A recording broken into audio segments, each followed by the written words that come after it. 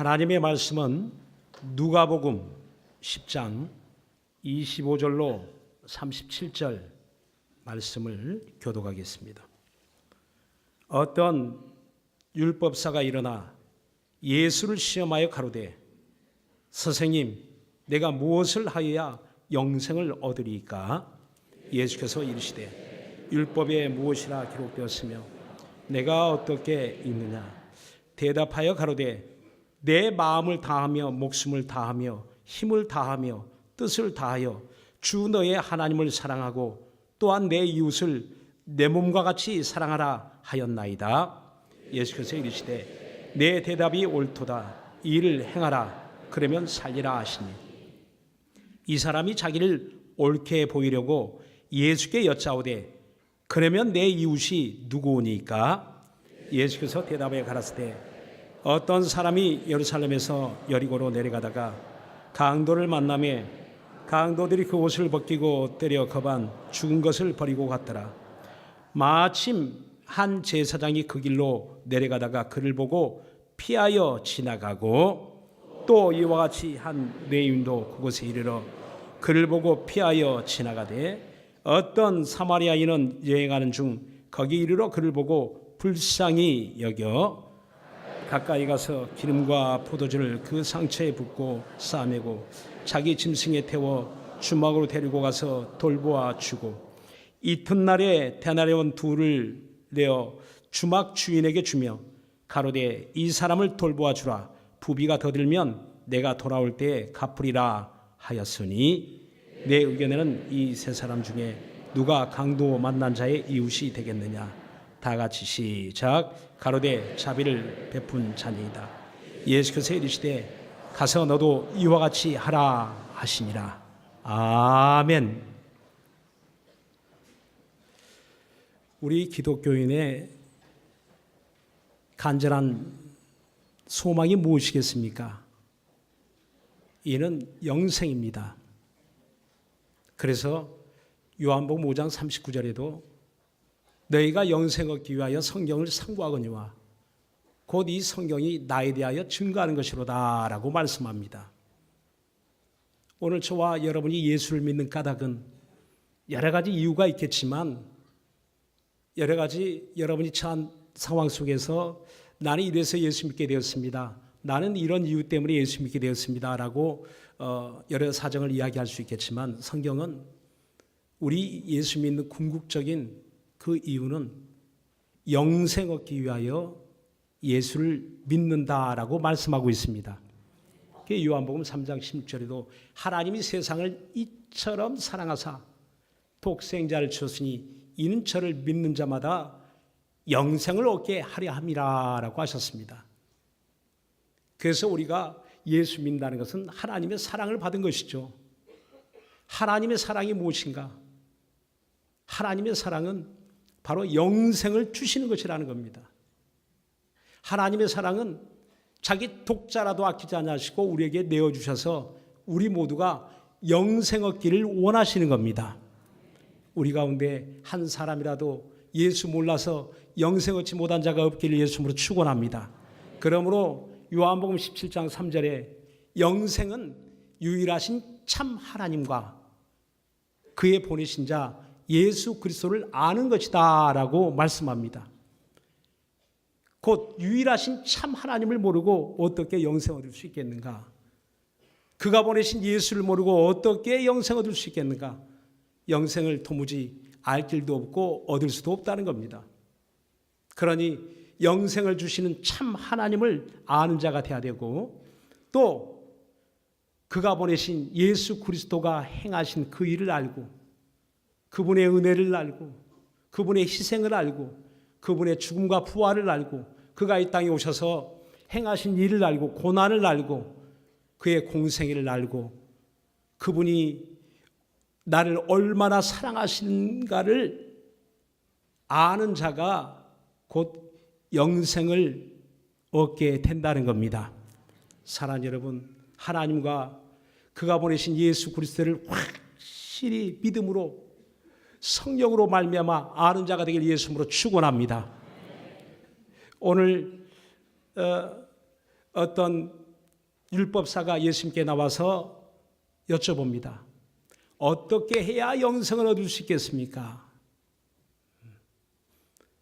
정말 몰라서 물어봤을까요? 아니요. 그 마음속에 내심 자기가 가지고 있는 확신이 있습니다.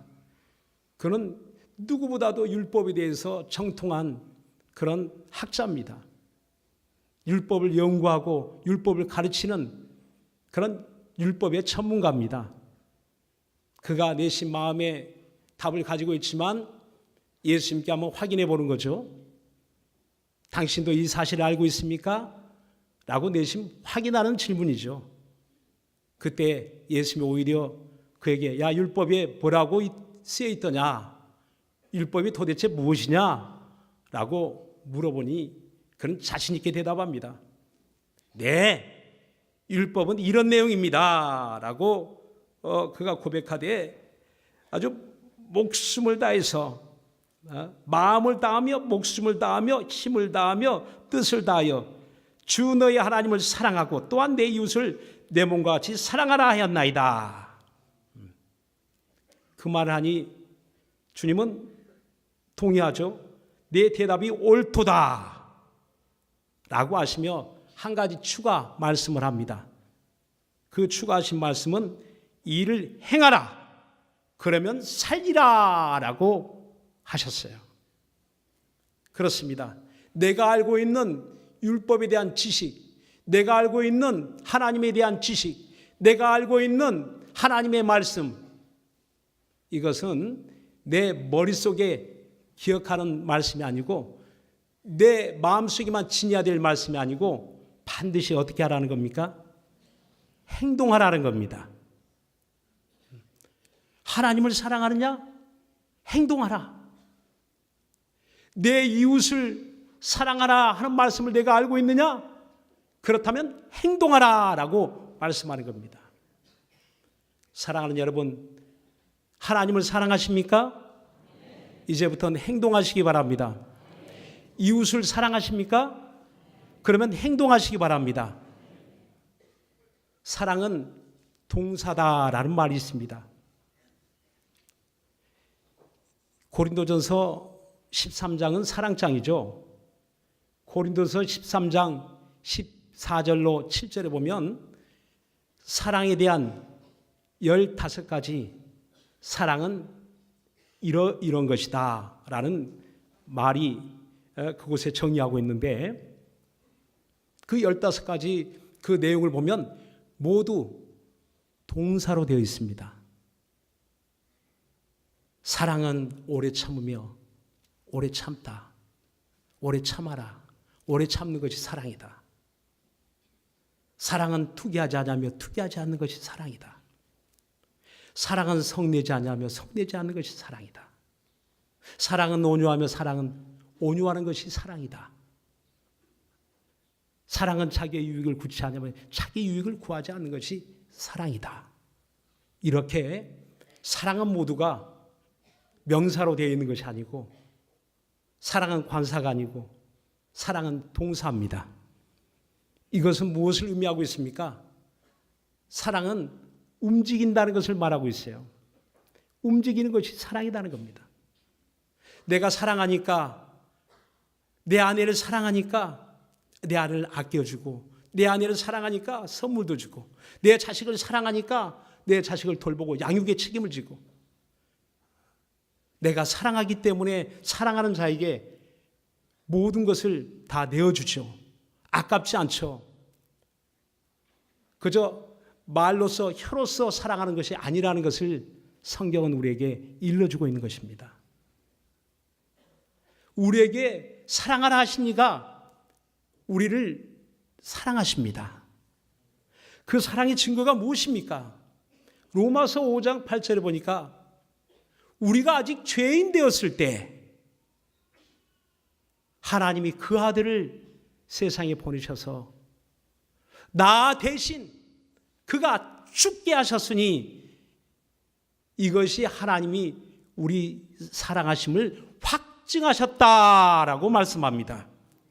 사랑하는 여러분, 하나님이 우리 사랑하신 그 사랑, 하나님이 날 사랑하신 그 사랑의 확실한 증거가 우리 모두에게 있기를 예수님으로 축원합니다.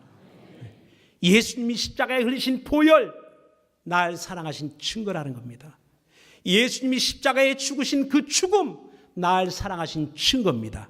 예수님이 고난받으신 그 증거, 죄 없으시니가 죄인처럼 채찍에 맞으시고 핍박을 당하시고 욕을 얻어먹으시고 도살장에 끌려간 양처럼 그렇게 십자가 골고다의 길을 가신 그 이유가 바로 하나님을 사랑하고 저와 여러분을 사랑하신 증거입니다. 사랑하는 여러분, 하나님 날 사랑하신 그 증거가 어디 있습니까? 방황할 이유가 없습니다. 세상에 물질에 있고 없음으로 하나님의 사랑을 자로재지 마시고 내 환경에 부유하냐 가난하냐 내 일이 잘 되냐 안 되느냐 그것으로 가늠하지 마시고 이미 주님이 나를 위하여 행하신 일을 인하여 주님이 날 사랑하심을 확실히 마음에 확증할 수 있기를 예수님으로 축원합니다. 오늘 이렇게 날 사랑하신 이가 우리에게 말씀하신 거예요. 요한복음 15장 10절로 12절에 보니까 내가 아버지의 계명을 지켜 그의 사랑 안에 거하는 것처럼 너희가 내 계명을 지키면 내 사랑 안에 거하리라 라고 하셨어요. 우리가 하나님의 사랑으로 사는 비결, 내가 우리 주님의 사랑으로 사는 그 비결이 있다면 어떻게 해야 되는 겁니까? 계명을 지켜라는 겁니다. 계명을 지키는 것이 또 하나의 우리의 무거운 짐을 내게 얹어줘서 우리에게 무거운 짐을 얹어줘서 우리의 인생을 고달프게 하려는 것이 하나님의 의도가 아니고 오히려 우리 안에 하나님의 사랑이 차고 넘쳐서 그 기쁨이 충만하여서 오직 기쁨으로 즐거움으로 신앙생활 하게 하시려는 하나님의 뜻과 계획이 있다는 것을 믿으시길 예수님으로 축원합니다. 그렇습니다. 그래서 오늘 우리에게 새 계명을 주신 거예요. 내가 너희를 사랑한 것 같이 너희도 서로 사랑하라. 내 이웃을 내 몸같이 사랑하라 라고 우리 주님 명하신 겁니다. 그러면 난 누구를 사랑해야 될 것인가? 그러면 나는 또 어떻게 사랑해야 될 것인가? 주님 오늘 이 율법사에게 아주 자세하고 자상하게 오늘 저와 여러분에게 아주 자세히 자상하게 주님이 일러주십니다. 우리는 어떻게 사랑해야 될까? 오늘 이 성경에 보니까 어떤 강도 만난 자, 예루살렘에서 여리고로 내려가는 길에 어떤 강도 만난 자가 있어 아주 빼앗긴 것만 아니라 아주 매를 맞아서 거반 죽게 되었다라고 했습니다. 지금도 예루살렘에서 여리고로 내려가는 길은 대단히 가파르고 약 한 37km 정도 되는데 약 100리길이죠. 근데 그곳은 또 광야입니다. 사람의 인적이 드문 곳이에요. 그래서 예나 지금이나 아주 그쪽은 강도가 들끓는 그런 아주 위험한 지역이라고 합니다. 그래서 그 이름을 피의 길이라고도 이렇게 말한다고 해요. 아주 거기 피 흘린 사람이 많이 그 강도 만난 자들이 많이 그 당한 죽기도 하고 빼앗기기도 하고 그 길에 어떤 자가 강도를 만나서 피 흘려 쓰러져 있습니다. 그런데 그 옆에 제사장이 지나가는데 제사장이 그를 구할 법도 하지만 그는 피하여 지나가고 그 손에 피가 묻을까 봐 또 자기도 그와 같이 당할까 봐 어떤 두려움이 있었겠죠. 피하여 지나가고 레인도 그 옆을 지나가는데 레인은 아주 구별된 그 하나님 백성이죠. 그리고 그 성전에서 하나님을 섬기는 봉사자입니다. 근데 그도 피하여 지나가고 당연히 하나님을 사랑하고 하나님을 섬기는 제사장의 직분을 가졌으니 당연히 하나님을 섬기겠다 하지만 피하여 지나가고 레인도 피하여 지나가고, 그런데 어떤 사마리아 사람, 유대인들이 경멸히 여기고 아주 짐승처럼 여기고 그들과 함께 대화하는 것도, 식탁을 함께 하는 것도 아주 정말 피하는, 아주 그런 무시하는 사마리아 사람이 그 지나가다가 그를 구하여 줍니다. 근데 주님 말씀하실 때 그 사마리아 사람이 그 사람을 발견할 때 그런 어떤 마음을 가졌을까? 그를 지켜볼 때 어떤 마음을 가졌을까? 불쌍히 여겨라고 말씀하고 있어요. 어떻게 여겼다고요? 불쌍히 여겼다라고 말하고 있습니다. 불쌍히 여기는 그 마음이 바로 이웃을 도와주게 되는 겁니다. 불쌍히 여기는 그 마음이 곧 이웃을 사랑하는 마음입니다. 이는 다른 말로 성경에 긍휼이라고 이야기합니다. 긍휼은 동정하는 사랑이 아니고, 동정하는 그 도움이 아니고, 내가 내 자식을 사랑하여 측은히 여기는 것처럼, 내가 내 아내의 연약함을 측은히 여기는 것처럼 이와 같은 사랑을 말하고 있는 겁니다. 불쌍히 여기는 그 마음은 어디서 오는 것일까요? 바로 성경에 보니까 우리 주님이 우리를 불쌍히 여기사 하는 말씀이 있어요. 누가복음 7장 13절에 보니까 나인성의 한 과부가 자기 하나밖에 없는 독자가 죽었어요. 이제 그 상여가 그 성을 이렇게 빠져나오게 됩니다. 그때 주님이 이 일을 지켜보시더니, 나인성의 과부를 지켜보시더니 불쌍히 여기사 눈물을 그치라 라고 말씀합니다. 마침내 그 과부의 하나밖에 없는 아들, 그를 둔 시체가 있는 그 관을 손을 대시니 나인성 과부의 아들이 살아났다는 사실을 믿으시기 바랍니다. 오늘 주님이 우리를 불쌍히 여기십니다. 주님이 우리 교회를 불쌍히 여기십니다. 우리가 언제 은혜 받았습니까? 언제 우리가 생명을 얻었습니까? 언제 구원받았습니까? 언제 우리 심령이 회복되었습니까? 주님이 날 불쌍히 여기시니, 그때 날 불쌍히 여기시는 주님, 날 측은히 여기시는 주님, 그분의 손을 붙들고 우리는 모두가 일어났습니다. 우리 모두가 구원을 받았습니다. 우리는 회복이 되었습니다. 그렇습니다.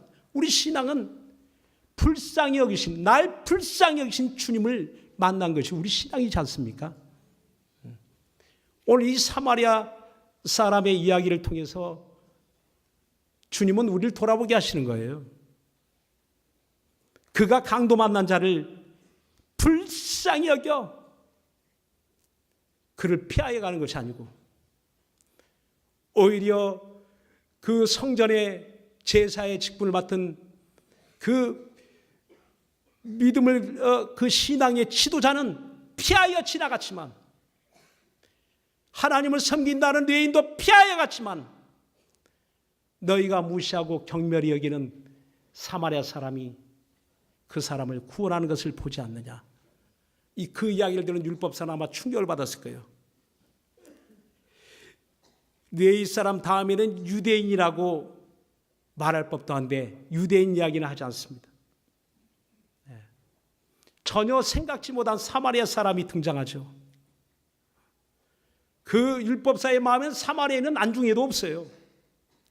자기가 사랑해야 될 대상, 내가 사랑해야 될 사람, 그 가운데 10번째 순위도 아니에요. 11번째도 없습니다. 그 마음에 찾아볼 수가 없어요. 왜? 사마리아 사람은 짐승 같은 그런 사람들이기 때문에 하나님의 법을 떠나고 이미 저들은 정말 그 자기 동족이라고 여기지도 않습니다. 그런데 주님은 뜻밖의 사마리아 사람 이야기를 하는 거예요. 그것도 그 사마리아 사람이 네 사람보다 낫다. 제사장보다 더 낫다 하는 것을 말씀하고 있는 겁니다. 오늘 저와 여러분 마음속에도 혹시 내가 사랑해야 될 사람, 내가 도와줘야 될 사람, 내가 급하면 찾아가야 될 사람 마음에 정해놓지 않았습니까? 혹시 여러분 마음속에 이 사람은 안 돼. 이 사람 절대 안 돼요. 라고 혹시 선을 긋고 있지 않습니까? 그런데 우리 주님은 그 선을 넘고 있어요. 그리고 이제는 가서 그 사마리아 사람이 그를 도와주기 위해서 가서 적극적으로 그 상처를 싸매줍니다. 그렇습니다. 우리가 사랑한다는 것은요, 찾아가는 겁니다. 우리가 사랑하는 것은요, 상처를 싸매주는 것입니다. 상처받은 사람에게 또 상처를 주는 것이 아니고 상처받은 자의 상처를 싸매주는 겁니다. 우리가 사랑하는 것은요, 오기만을 기다리는 것이 아니라 우리가 찾아가는 것입니다. 여러분, 혹 여러분 이웃이 어려움을 당하고 있는 이가 있습니까? 고난 중에 있습니까? 환난 중에 있습니까? 아픔을 당한 이가 있습니까? 우리 주님이 우리를 찾아오신 것처럼 내가 문 밖에 서서 두드리노니 누구든지 내 음성을 듣고 문을 열면 내가 그에게로 들어가 그로 더불어 먹고 그런 나로 더불어 먹으리라 라고 주님 말씀하신 대로 주님이 우리를 찾아오셨어요. 우리의 문을 날마다 두드리셨어요. 마침내 주님이 우리 안에 들어와 주셔서 나를 위로하고 나의 상처를 싸매 주시고 나를 치료하여 주시고 나를 구원하여 주신 것처럼 이제 사랑받은 우리가 주님의 계명 따라 이젠 우리가 사랑할 차례입니다. 이젠 우리가 사랑해야 된다는 겁니다. 어떻게요? 찾아가라는 겁니다. 내가 정해놓은 사람만 찾아갈 것이 아니고 정해놓지 않은 어느 날 불현듯 강도 만난 자를 볼 때 그를 도와주라는 겁니다. 오늘 우리가 사랑해야 될 이웃이 어디에 있습니까? 어디에 있습니까? 가장 가까이는 우리 교회죠. 우리 교회, 우리 성도들 서로 사랑해야 될 내 이웃, 가장 가까운 이웃, 여러분 친척, 형제, 또 그 너머에 여러분 직장, 여러분이 만나는 수없이 많이 만나는 사람들, 이 땅에 강도 만난 자가 한둘이 아니죠. 온 세상은 악한 자에게 처하여 있으며 악한 자 안에 다 처하여 있다고 성경 말씀하고 있습니다. 오늘 우리가 찾아가야 될 사람, 오늘 바로 이 본문에 이렇게 상처를 싸매준 것으로 끝나지 않냐고 그를 추막에 데려가서 이젠 2달란트를 내어주고 2데나리온 내어주고 이틀의 품삯입니다. 가난한 자들이 약 2달 동안 사용할 수 있는 아주 큰 금액이에요. 그 돈을 내어주고 이젠 부비가 더 들거든 내가 돌아올 때 갚아주리라. 어떻게 하겠다는 겁니까? 끝까지 책임지겠다는 겁니다. 책임지겠다는 거예요. 우리 주님이 우리를 사랑하심으로 어떻게 합니까? 끝까지 책임지시겠다는 겁니다. 요한복음 13장 1절에 보니까 우리 주님이 떠날 때가 가까이 옴을 보시고 세상에 있는 자기 사람들을 끝까지 사랑하시니라 라고 말씀합니다. 우리 주님이 우리를 끝까지 사랑하십니다. 영원히 사랑하십니다. 이 땅에 사는 동안 여러분과 여러분 가정이 주님의 사랑받는 가정 되길 예수님으로 축원합니다. 그리고 사랑받은 나도 내가 혹 누구를 도와줄 일이 있거든, 나와 같이 강도 만난 자를 만나거든 끝까지 사랑하기를 예수님으로 축원합니다. 저는 제가 어떻게 예수를 믿게 되었나라고 이렇게 돌이켜 생각해 보게 됐어요. 누가 나를 도와서 나를 예수를 믿게 되었나, 은혜를 받게 되었나라는 생각을 해보게 되니까 그것은 큰 사건이 아니었더라고요. 언젠가 제가 초등학교 1학년 때 그 언덕에 있는 그 작은 교회에 찾아간 적이 있습니다. 성탄절에. 근데 거기서 어떤 말씀 저는 기억이 없어요. 근데 제 기억 속에 남아있는 것 한 가지. 그 교회당을 나설 때 아주 맛있는 카스테라를 먹고 내려왔습니다. 근데 그게 얼마나 맛있었는지 세상에 그때만 해도요 카스테라가 얼마나 귀한지 몰라요. 정말 제 돈 주고 사기 어려운 그런 아주 값진, 요즘은 뭐 카스테라 누구든지 먹을 수 있지만 그때는 너무 귀했어요. 근데 그 귀한 카스테라를 교회에서 주는 거예요.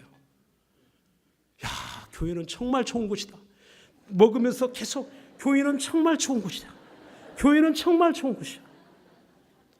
너무 감격하고 너무 감동해서 수십 년이 지난 후에도 제가 그 기억이 있는 거예요.